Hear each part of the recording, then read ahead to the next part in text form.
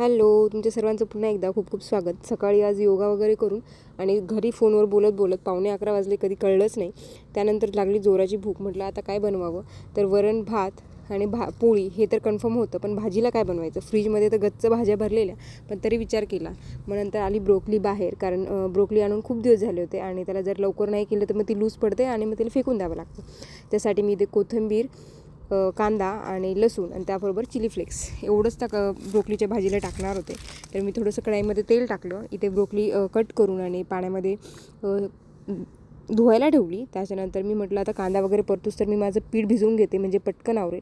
इथे कांदा परतला, तोपर्यंत पीठ भिजवून झालं. त्यानंतर त्या कांद्यामध्ये मी ब्रोकली टाकली, थोडंसं मीठ टाकलं. ह्या भाजीला मीठ टाकताना थोडं सांभाळून टाकायचं, कारण की थोडं पण मीठ जास्त झालं की काय माहिती का बरं, पण माझ्याकडे बऱ्याच वेळा ही भाजी जी आहे ना ती खरटत होते. त्यामुळे मी थोडंसं कमी मीठ टाकलं आणि स्वयंपाकाच्या नादात माझ्या लक्षातच नाही आलं की मी ड्रायर चालू केलेलं होतं. मशीन जाऊन उघडलं तर कडक कपडे झालेले पूर्ण. त्यानंतर मी इथं वरण बनवून घेतलं, पोळ्या बनवून घेतल्या.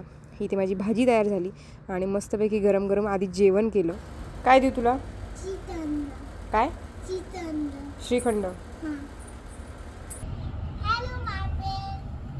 काय काढलं म्हणून? अमरीला काढला.